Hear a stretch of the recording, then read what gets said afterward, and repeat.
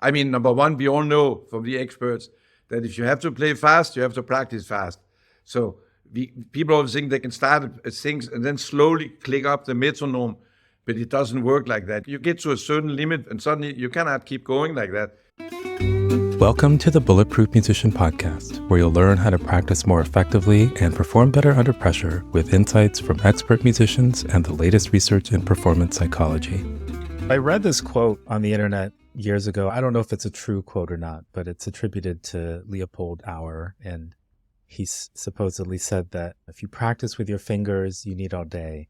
Practice with your mind and you'll do as much in an hour and a half. I wonder if you could speak a little bit about your own practicing journey. I mean, I know that your parents were musicians. So were you kind of a lucky kid where you grew up with a clear sense of how to practice and didn't really have to figure it out and struggle? Or I'm just wondering what your practicing journey has been like. Yeah, I was lucky, but I started when I was very little with the violin because both my parents are violinists. But my father was too tough, so after a few years, I just rebelled really hard. And I remember one time the worst thing, he took my violin part and then he erased all the fingerings. He said, "You're only reading the fingerings, you're not reading the notes." It upset me so deeply that I actually refused to play an instrument. I wouldn't practice. They couldn't make me do anything. I had a strong personality, but he had too. He was a wonderful teacher, but he didn't know how to deal with a child, I think, at that age. But I think I'm lucky because that made me not play for 15 years. I played violin all the time. I mean, I practiced maybe an hour, but I wasn't really into it. Then one day I heard them play string quartet in my home, and I immediately knew it when I watched the cellist. I sat there for 2 hours when they were practicing. They had a string quartet in the symphony that they played.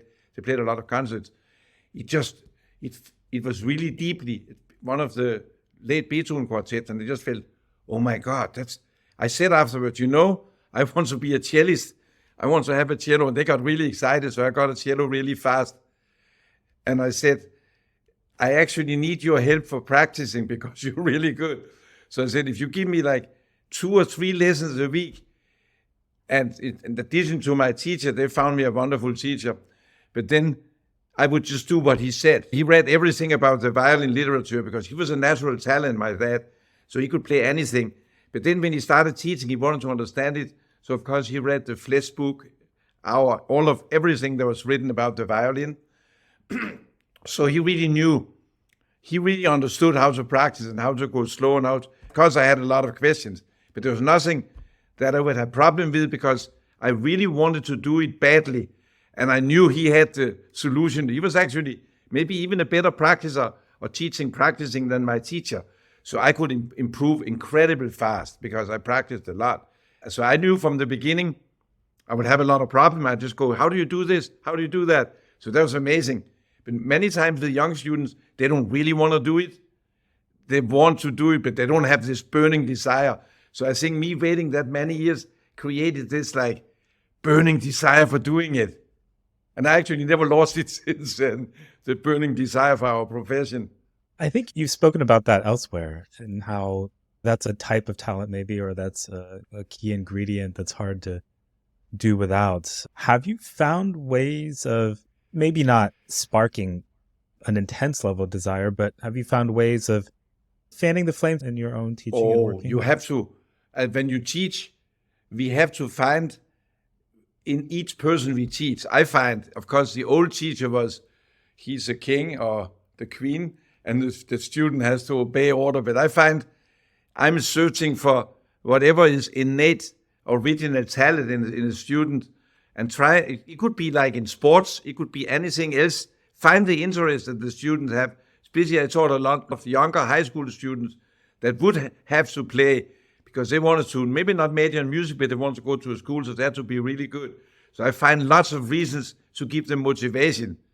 And with high school students, you have to play at all state. You should be in the orchestra. It's good on your college. I mean, there's the ultimate where we play because we love it and we want to be great. But I think if you were born and you were then moved to an island and you had an instrument, if you practice, probably after like an hour and a half or 2 hours, you would have had enough. It's like you can only eat that much.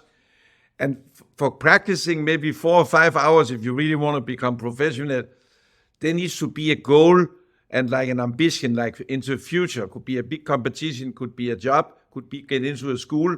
Once you find these goals that you give to the student and combine it, of course, with the love for what we do and how amazing the music profession is. A lot of people don't get to do what they love to do and make a profession. It's for any musician that can make money and succeed, it is an incredible profession. I never forget it. And that's something my parents, they were always saying, how amazing profession they have. And I really agree with that. But it's important we find that whatever it is in each person and spark that interest.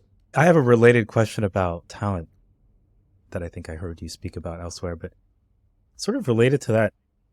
Is it possible to tell early on if a student might have that sort of spark or not? Or does sometimes the spark maybe comes years later when they play in a chamber music group for the first time, or they play an orchestra for the first time, and for years there was nothing, but then suddenly, I guess what I'm wondering about is for parents who might have started their kids on cello or trumpet or something, because sometimes too, it's like a different instrument then suddenly feels different. So like how long do you stick with something, or how can you tell if it's the right fit, or maybe just a little bit longer?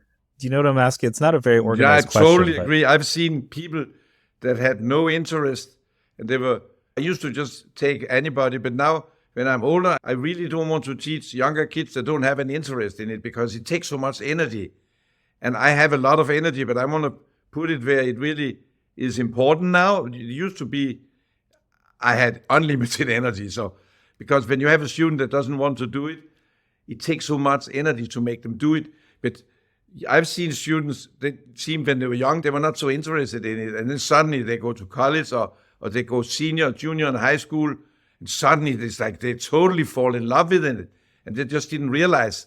And people absolutely changed. I've seen students, even when you say somebody is musical, I've had students, they were not very musical. And then one day, suddenly they became musical. And that's something I would used to say, that's not possible. You're born with musicality or you're not. But there's nothing that can't be developed. I think if you want to see if somebody has really, really a bad ear and you absolutely can't hear intonation, it's totally off, or you have an incredible bad coordination, then it's hard to get really good. So you have to have some kind of coordination. But you can develop it. There's no limit. I've had older student, an older lady that had retired, and she said one thing she never did all the Papa etudes, she never did all the Bach suites. So in 2 or 3 years, we went through all of that. But also she said she can't play fast.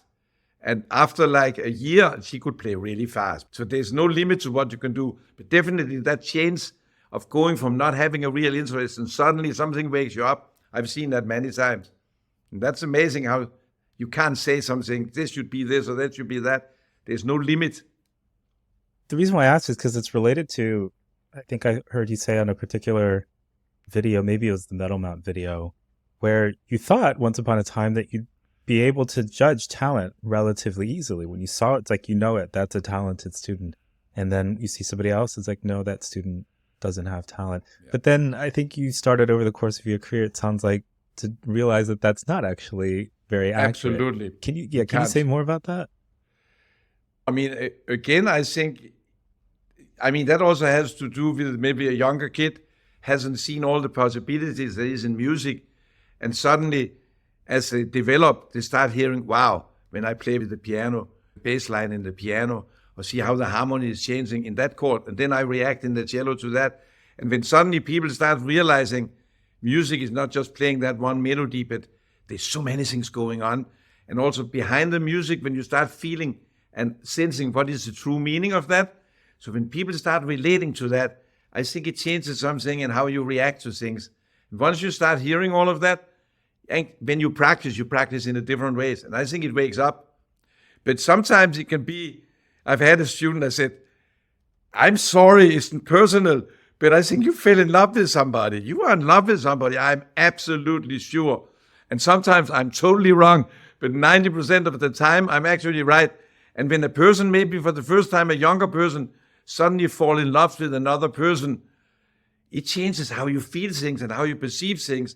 Everything has a different quality, and how you relate to music suddenly is also more meaningful. So there are many things that influences how we develop over the years. you mentioned a little bit ago about how some students go from being not especially musical to suddenly being more musical. And so I'm sure the answer isn't for them to fall in love. It's not the only ingredient involved. No, I know. But like, what are some of the other things that, like, how does that happen? How does one go from being maybe a more mechanical kind of player to being more expressive over time? I actually learned that from, we were writing PracticeMind, and Ulexa, my co-author, and we were talking back and forth. So one chapter we write about, and I always said that people love to do what they're good at doing, but they avoid doing what they don't like to, what they're not good at. For instance, some people are really good at playing fast and mechanical. So when they practice, they do all the time what they're good at, but they don't like to play slow movements. And I know one person that was a big talent. She was a violinist, and I used to go to the practice room, and I always noticed her because she's so talented. So sometimes I would knock the door and say, "Hey, you also got to practice the fast passages. I hear only the slow." And sometimes in jury, I've noticed that person, when it's really hard, she wasn't so good at it. But I said, the way you can play slow, you can use the same skill for playing fast, and if you just organized about it, you can make the technique incredible. There's no limit. I think making yourself practicing things that you're not good at could wake you up. So the person that is very mechanical, maybe they don't spend a lot of time listening. Also on YouTube now, we can hear so many things. When you play a composer, why don't you listen to the piano sonatas? Why don't you listen to the orchestra? Just a little bit, open yourself up. I remember Rostropovich in a class, he told this young kid, you have to learn the rang, you learn the traviata. And of course, I admire Rostropovich, but I always said, poor kid, he has to spend now 2 hours, 3 hours a day listening to opera. He's too young for that. He should know it, but it should be because he wants to learn it, not because he has to like a duty. But I think when we are aware of many things, it changes. So I think making people practice what they're not good at. So if you're not good at being musical, I will give them a lot of slow pieces. You play a whole recital with only slow pieces, only slow movements. So I go the opposite. So I've learned not to do that also. Don't go extreme, but expose yourself to things that is not natural for you, and you try to avoid maybe subconsciously, you know. You mentioned an older student who went through the Popper etudes, Bach suites, and learned how to play faster. I'm assuming it's not something that happened spontaneously, but it was intentional. It's something that you guys worked on. And I know that in PracticeMind, there's some exercises related to being able to transition from slow to fast a little more effectively. Are those things that you could share? I have a lot of exercises. I mean, number one, we all know from the experts that if you have to play fast, you have to practice fast. So people always think they can start things and then slowly click up the metronome, but it doesn't work like that. You get to a certain limit and suddenly you cannot keep going like that. So for me, I use the same as for running. Some years ago, I started marathon running. So to get fast, I had to do interval training. So you have to do like a mile, or you have to do a half a mile, whatever. Do a certain speed and learn to go really slow. So it's like just go, so impulse practice. Do one measure of 4 notes. I say even 2, da-da, da-da, da-da, da-da, then go, da-da, da-da, da-da, da-da, da-da, da-da. So just learn that, and then you can move very fast. What's funny about speed is even a student that plays a piece that say like, for cello, Elgar's second movement, so it goes at 160. I say, if you want to be comfortable at 160, you have to go 180, so I go 70. Now I say, let's go 180. And I forced him to play it fast. And then just 1 minute, and now say 160. Suddenly it seems slow. It's amazing how the perception of speed, you can have an immediate reaction to that. But of course, to teach somebody that cannot play fast, that might take 5-6 months. It's a lot of practice over time, doing like for the cello, we do Cosman, or for violin, you have so many exercises, but it's like building the speed over time. But I say interval practice is good. And then also, if it's separate bows, I have to play it slurred. Because when you play slurred, it's like you're seeing the left hand under a microscope. You hear all the problems come up. So you say, oh, it's slowing down here.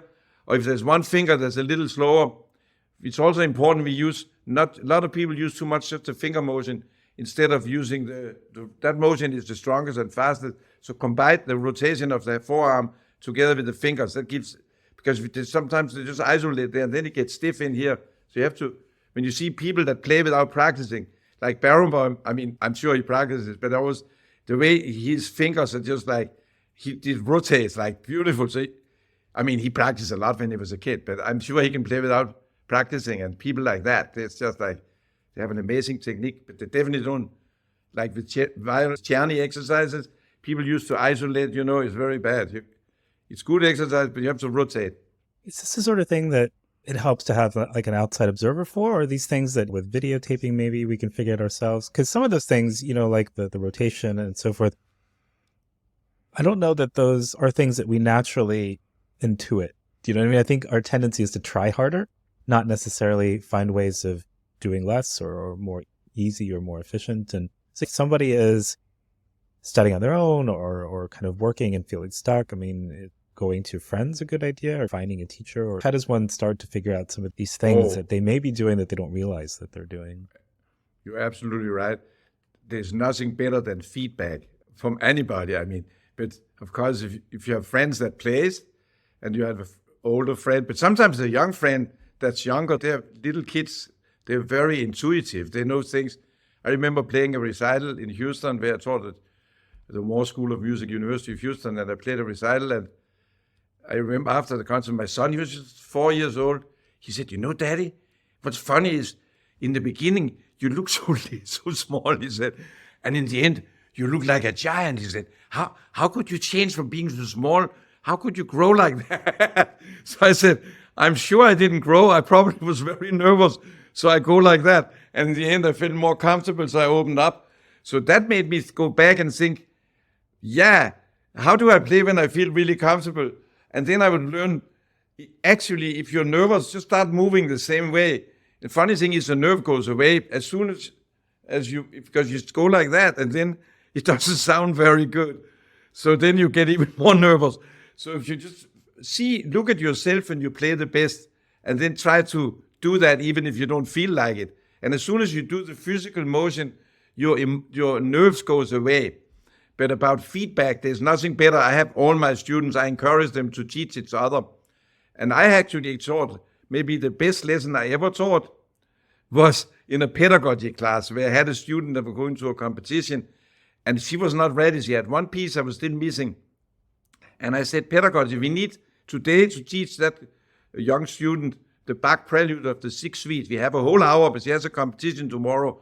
But it's not ready yet. So she played it. Then I asked the students, so what do you think? And I asked each one, tut, tut, tut, tut, tut, tut, tut.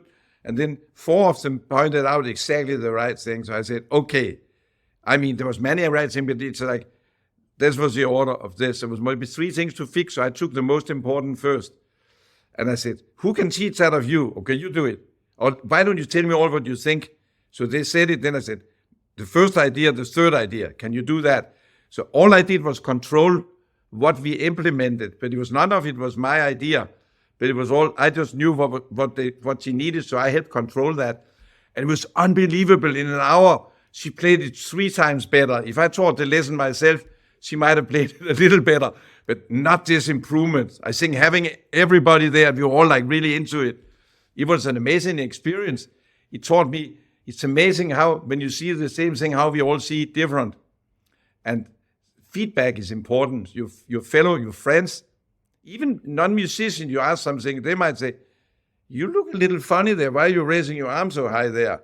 You don't need that. Why don't you sit up and just, but you play there, you go like that, then you go high, you go like that. Why is that? Somebody that into sports or anything, they can see that kind of thing. Maybe sometimes even better than a musician, because you get caught up in like the bow or whatever. I love that class idea. Is that something you do regularly? Because I think it's pretty typical for students to be asked to provide feedback, but then taking that feedback to the person playing and teaching that's like a whole other level. It seems like it would really draw everybody in even more than just the feedback. Oh, it's very good. There's nothing better. But it's just, I teach once a quarter. We have quarter system. I teach in the spring quarter. I teach pedagogy to all the students, usually the older students, and sometimes the junior or senior joins. And sometimes in that class, there's some people, when they teach, you just think, oh my God, they can't teach. I only said it a few times. Somebody was extremely talented. And he was so bad at teaching. I said, my God, I've never seen somebody be that good and be that bad at teaching. You're going to change that. So he took the class 2 or 3 times. And usually when they take it, it's like they get much better at it because we talk about it and see it. Also, you see somebody teaches and they say, how did you think that was? Can you criticize that? So they criticize the teacher. And so I've learned to try to step out of it so I don't criticize so much, because my tendency is to interrupt too soon and talk too much. So I have to write down, don't talk now, let them do it, and you don't talk. So I've learned as much from that as a student. What is it that changes, actually? So for this one student, for instance, who was having difficulty, is it that they don't themselves know what they're doing, so it's hard for them to articulate it, or they can't? Like, what seems to be the difference between the ones who are... Over the years, I used to... See, now I interrupted you again. I'm sorry. No, I just too eager. I used to have... With Leonard Rose, he would come up. He goes behind me, and then he grabs me just like that. He holds me and says, Hans, when I talk to you, you got to be quiet. I say 2 words and you start playing. You act like you know, but you don't know half the time. Listen to me, he said. I'm strong. He took me like that. And I said, okay, Mr. Rose. I'm so sorry. I'm so sorry. It's just eagerness. But the thing is, I used to teach, okay, you learn vibrato, you learn spiccato, you teach that and that. Over the years, I realized the most important thing to teach students is why. Because when you ask, what do you not like? Most people, they say, I don't like this, I don't like this, I don't like that. And they all see it all, but very few people. So then I say, no, so if you don't like that, now why don't you like it? What exactly is it that's wrong? Is it like the finger is too high? Is the shift too fast? It's like something very specific. There's nothing you do it's usually like just like 1 or 2 little things that can make big things seem out of order. But that they're actually not good at seeing. So you say, why is that not good, this thing? And then many times nobody can say why. And then when they've done the class 3 times or 2 times, they get much better at pointing out what it is that's behind. That's the same in practicing. That students say, I said, you got to know if you didn't like it, don't get upset, because it's either the note is too sharp or too flat, or it's out of rhythm. There's something very specific that's wrong. And you have to find exactly what it is and spend time figuring that out once you know what that is. So people play way too much when they practice. So that goes back to PracticeMind, that they don't stop and really think about. So the biggest problem students have, they don't know what it is they want to do. They don't have the goal. So they think, okay, I've heard about this bow arm. So you're going to have like Leonard Rose bow arm, or you're going to have like a Starker bow arm, and you do this, you do that. And that's all good, but I said, it's not going to make the great sound if you don't have the great sound in your inner ear. If you don't know really what is a great sound, no bow hold is going to do that. It doesn't change it. The physical is not, you have to have it in your mind. Number 1, what it is that you want to do. And number 2, what it is that you do that doesn't make you do what is number 1. So I think those things are the most important thing in teaching. And to know how to fix something, of course, also has to do with you want to do this or you want to do that. But many times people waste so much time practicing because they're looking at the bow, they're not thinking what it is that they're trying to do. They don't form that idea. And I think that has to be done. I mean, you can practice in a way where you say, okay, I really don't know anything. I have all these ideas, because some people have lots of ideas and some people don't have a lot of ideas. But sometimes with the people that have a lot of ideas, they have a hard time deciding which one it is that they want to do. That was my problem. I hear something and I can hear like 10 different ways, but I can't decide which one is the best. And I can't do any of them anyway. When I was young, I know this and this. I can't do any, so I just learn one way and then learn another.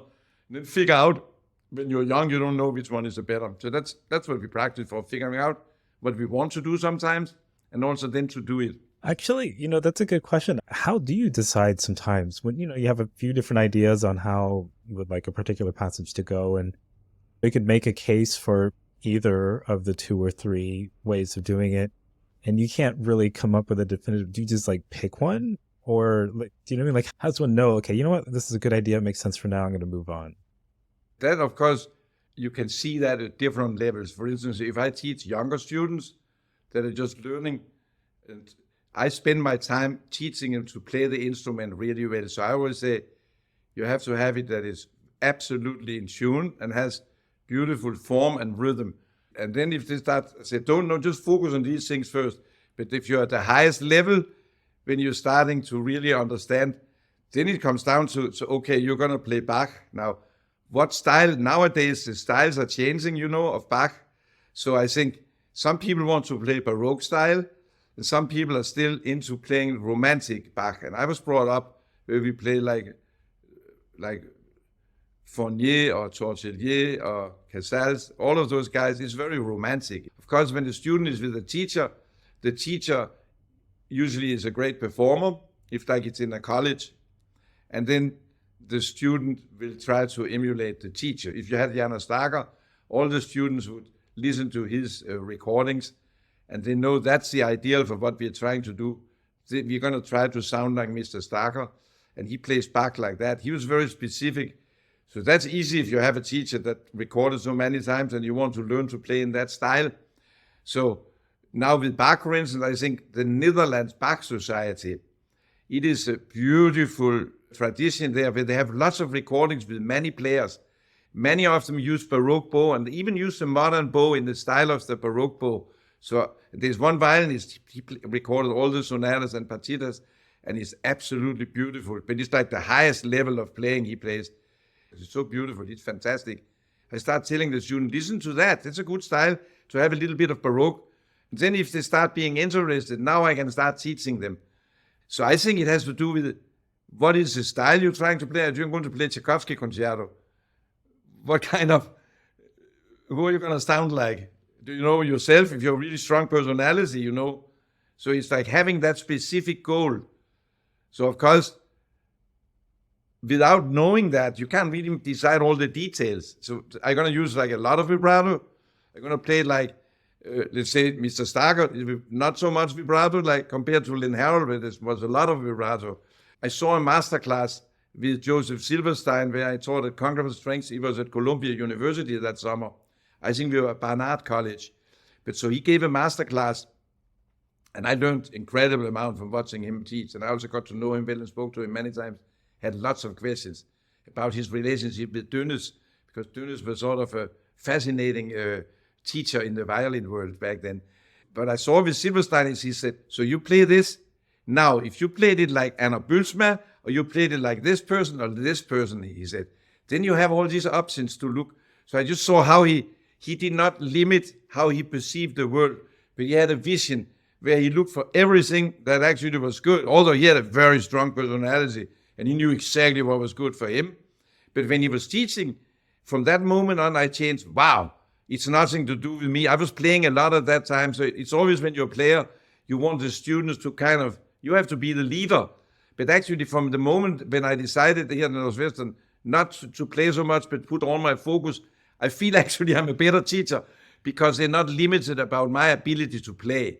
And I'm not limited by just me. It's nothing to do with me. It has to do with the most amazing thing there is in our music world, from the brand new person that comes out and plays absolutely beautiful. There's a young kid in that Netherlands society. He plays the Bach third suite. It's amazing playing. It's better than any famous person. Maybe he's famous now, I don't know. And you can hear you should listen to the old recording because you can on YouTube see so many things. So I think that idea that the whole world is open to your concept and you look for what's good in everything. When you're younger, you say, this is not good, this is not good. But I would say, what's good in this thing? What's good in this thing? There's a lot of good in many things. So opening the mind up makes it more free. So of course, I will guide the students for this recording. What do you think? Show me some. Yeah, that's good. I think that thing, like Daniel Schafran, fantastic when you listen to him. But if you copy it, it's just too much. But they say you're totally unmusical. Maybe it's good to listen to that. But some people, his vibrato goes over the pitch. So when he goes fast, it's very rich.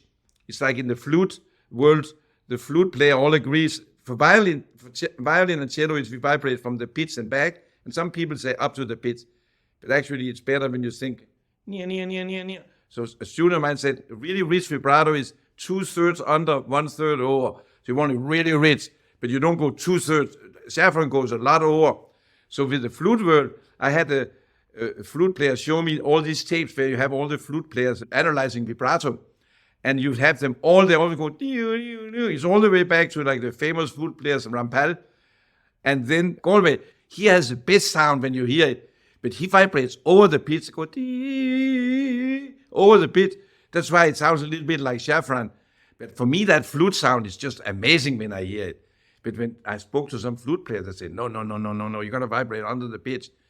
I've tried to teach that to students, actually. You know to control it.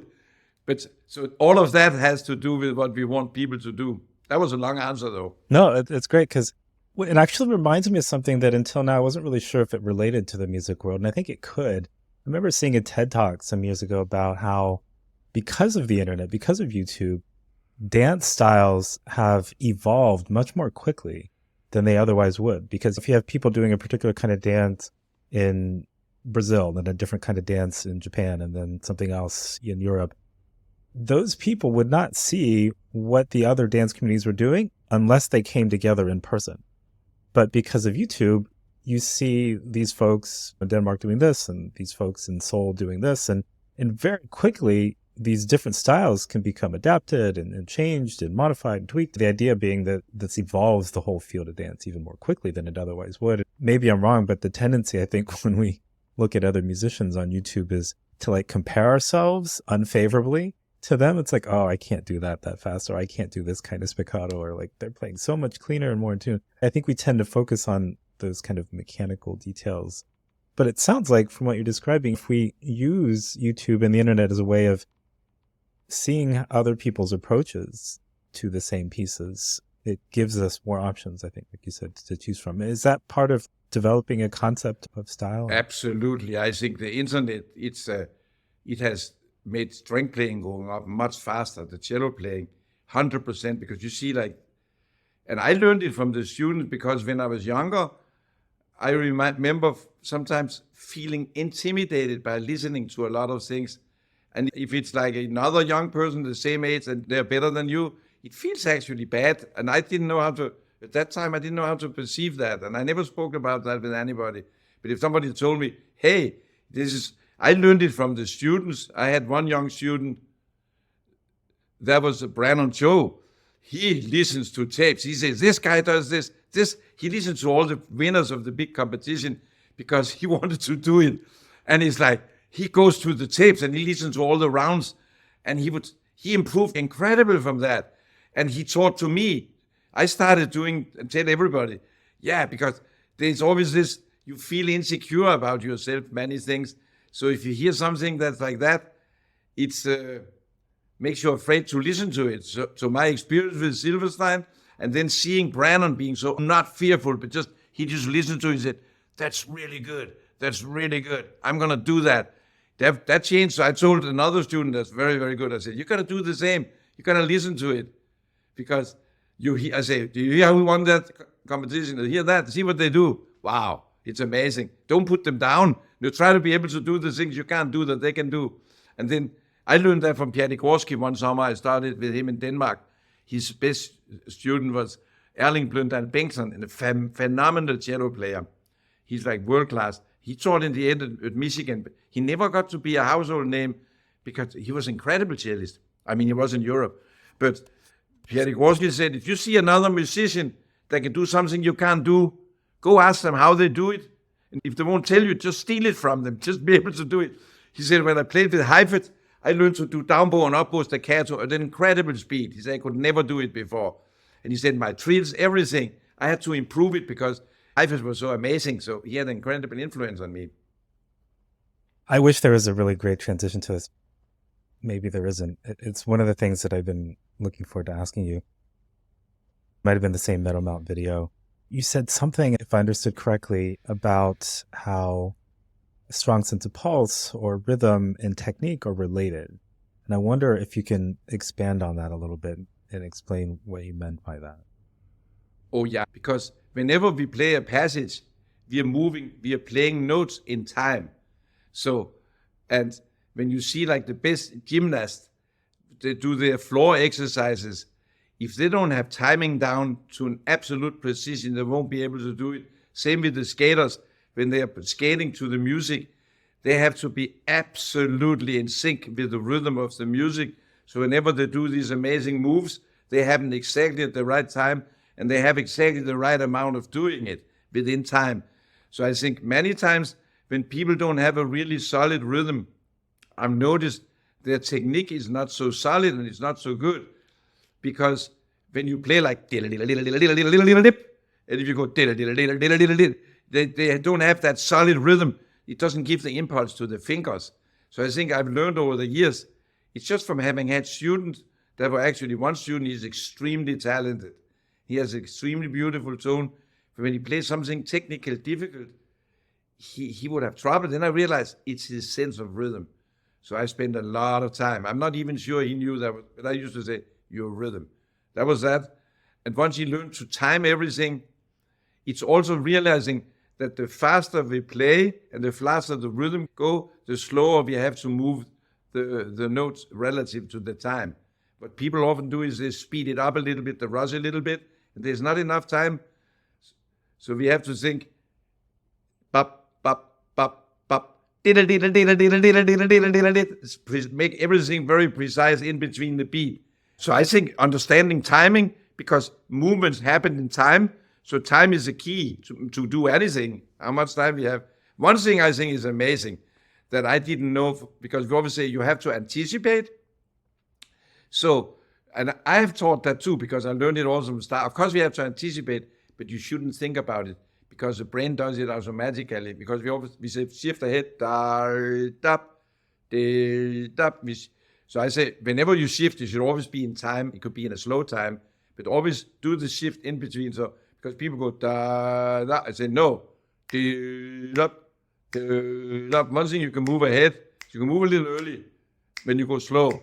But now if I have to put my hand here, and I have to put the other hand, I say it's hard to do it, but so up there and then down here. So this one is very close to, I start here, so I have to go, if you would say that this one has to move faster to get to there, so I go, ba, it's slow tempo, ba. But if I do it fast, bap, I just think both fingers the same place, bap, bap, bap.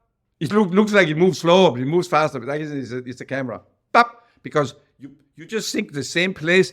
The brain will anticipate that you move that arm ahead of the thing. So that's the same. Whenever we do, they are measured that now, all the tools they have to look at the MRI, to look at the brain, so they can see the brain sends that signal. So if you start sending a signal to anticipate, you're actually mixing up the signal that the brain does automatically. So there are a lot of things you realize, the less you think about it and the more you just follow your natural inclination, the better everything. So after we practice something, maybe anticipating, because it's okay to control that. But then as you go faster, now, you just go, and the brain will do it. That's interesting. That's not what you were asking me, though. No, it's very much related. Just to clarify, though, when you say anticipate, is it like a kinesthetic feeling? Is it a sound? Like what? How would you describe? Or if it's shifting, if you're shifting to a specific note, I always practice that they play. If it's on a violin, you play the note, put the hand down, and just be able to know, ba. So you have it really strong in the ear, and then measure that spacing. How much you curve your arm, ba. It goes there, ba. Now that's a high note. I mean, it's here. Yeah, so you're up high, and then it's a good idea is actually to shift from the high and then keep your arm in that level and go down. Then you see the low note. It's very uncomfortable now, the low note. But now you realize, okay, you're here. So when you shift here, you have to go ba and then put it up to there before you shift. So if you do that, that's something else. But anticipate, I would say anticipate from the low note to the high note. So you hear the whole way. I say if you shift slow 2 times, stop when you hear it. And then when you go ba, whoop, you just go for it. And if you want to slide more or less, depending what slide, that's something else. Has to do with taste. So the anticipation is, but for me it's important, it's da-rup. It's not like so because when we practice slow, we already practice very, very rhythmical. That's absolutely essential. So you learn the balance of the movement compared to like having a specific time. Because you do it out of time, it's not a good way to practice. So even when you're playing slow, you want to make sure you're still moving in time. You should move in. You're moving a little earlier, but you have to move within that beat. Right. That's very important, I think. When you actually said something that I think is really hugely helpful, but I want to make sure that we take a moment on it because it went by so quickly that especially folks not looking at video, maybe it didn't register, but the idea of starting from the high position where you're trying to go to, and then going back to where you started, but without changing your wrist, your fingers, your arm, the angle of everything. So when you go back to the starting point, it's uncomfortable, but you can play it, but that shows you where you're going to have to be eventually. So, right. So instead of like having to like change everything in the middle of the shift as you're trying to go a crazy distance, like you've already done most of the hard work in advance by making the starting point a little more uncomfortable, but not terribly so. That I think is a hugely useful way of trying to conceptualize how to shift in a more economic way. Yeah, I think it's a great exercise. I learned it from Channing Robbins, who was Leonard Rose's assistant. Channing was a wonderful teacher. He knew so much. He was extremely clever. So related to shifting in rhythm and so forth, one of the things that comes up in your book is this idea of inner pulse versus outer pulse. And I wonder if you can explain a little bit the difference between the two, but also some of your favorite ways on how to cultivate this inner pulse, because it sounds like that might, if I'm understanding it, be related to this idea of technique and shifting as well.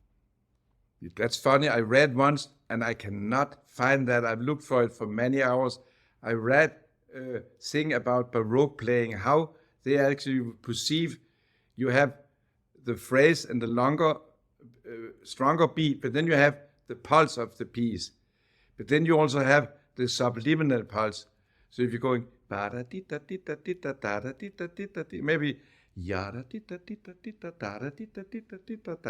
you also have the, then you have the but they would feel I would say the stronger pulse and the stronger feeling of the rhythm, that's what the audience perceive. The audience don't need to perceive the inner rhythm. And when it's subdivided, but especially if you're practicing for an audition for an orchestra, so if you practice Beethoven Fifth, da-da, da-da, da-da, then you really feel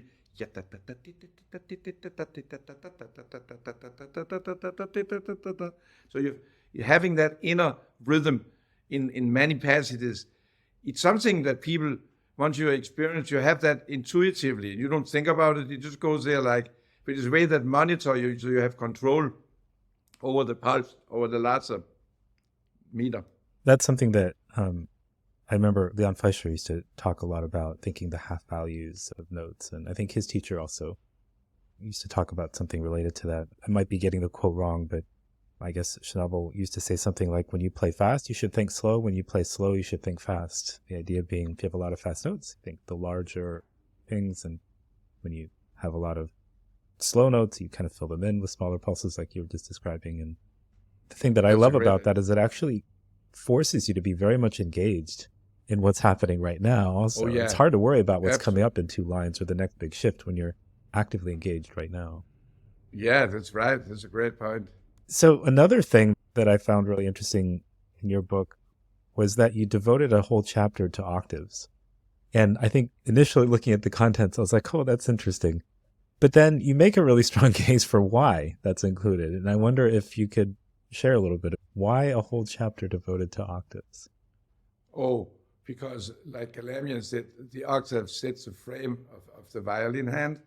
And for cellist, octave sets the frame when we are in thumb position, because with thumb and 3, and everything we play, I mean, we can play in octaves or 10th position, but usually we also play notes inside an octave. So I think getting that really organized, that sets the whole playing up, because then everything else falls within that.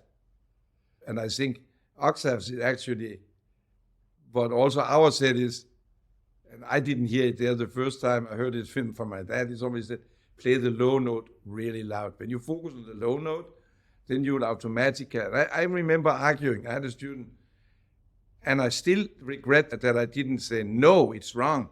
Because he used to say, you have to fix the top one.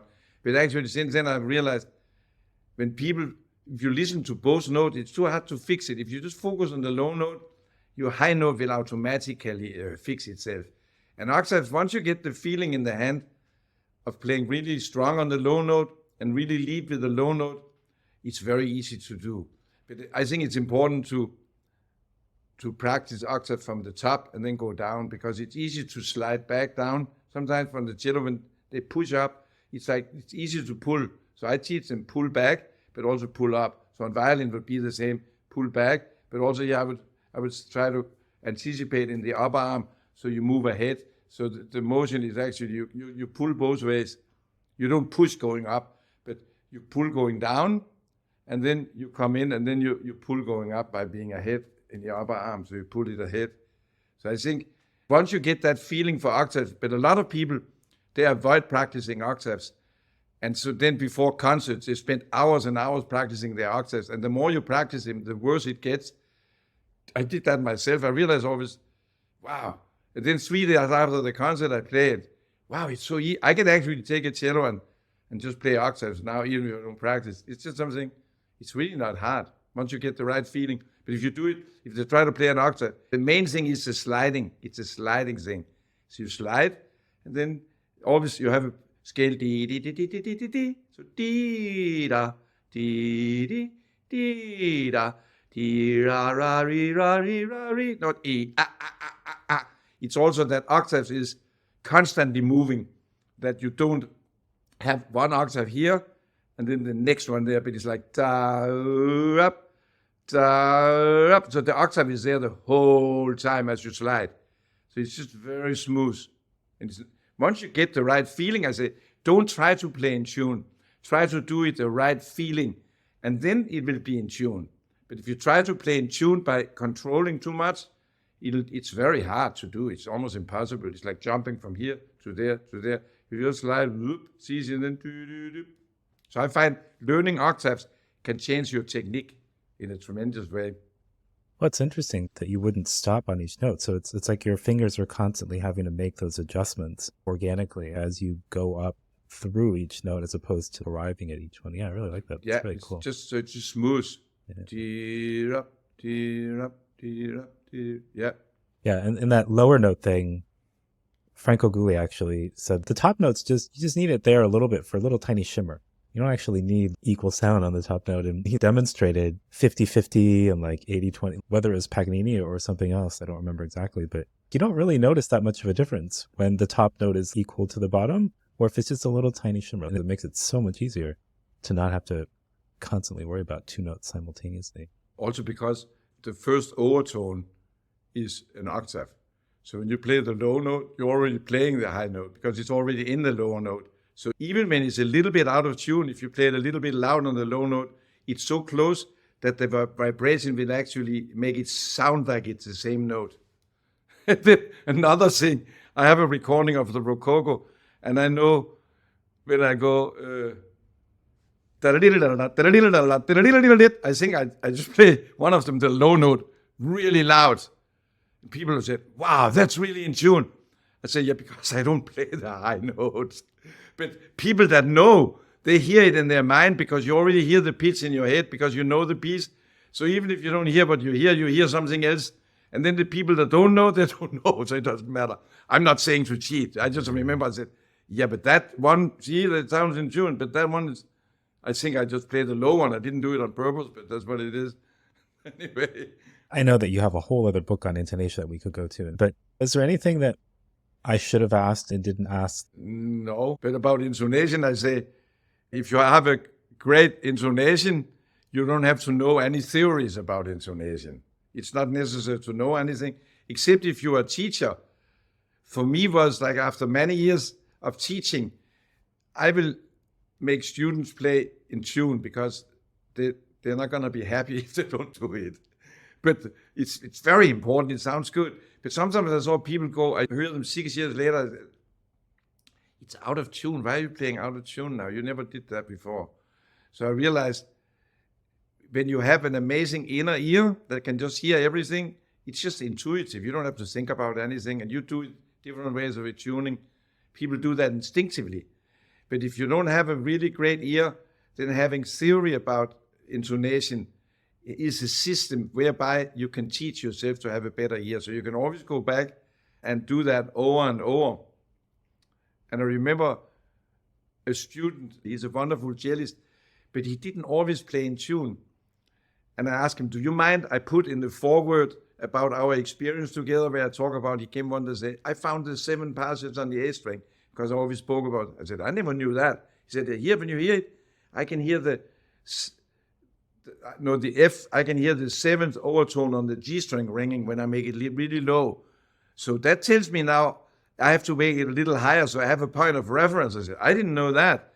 That started me thinking about all of that, because I was just starting to develop my knowledge, because I was just intuitive. My dad always said, you play melodic intonation and you play harmonic intonation. The 2 kinds of intonation, and sometimes you tempo it a little bit equal tempo band.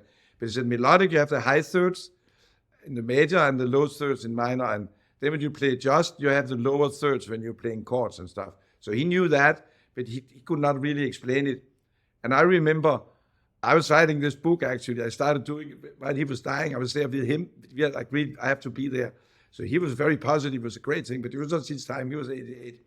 But he always said, make sure that whatever people learn from the book, that it gets into the ear, and it's something they don't have to think, because you have to think about theory.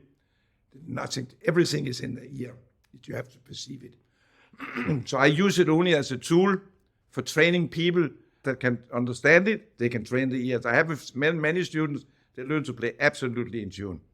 But if you're a great player, you don't need to know that. And in the end, I always say, make sure you absolutely, I say, if you're playing in a string quartet and you have a first violinist that do not know anything about intonation, don't start lecturing that person, because if they have a great ear, they're better than you. And then only if you sit down at the dinner table and talk about it, you can discuss what you know, but don't start telling that person. The person with the greater ear is the boss in a string quartet, 100%. You just gotta, don't say, oh, I know this, I know that. Trust that person's ear. Yeah, so for a long time I was really into that, and I'm still into it. Every lesson I learn something new. But I use it as a tool, ear training tool. Not to have some theory in your brain, it doesn't mean anything. That sounds like a good distinction to make for who's going to really find value and who might not need to. Yeah.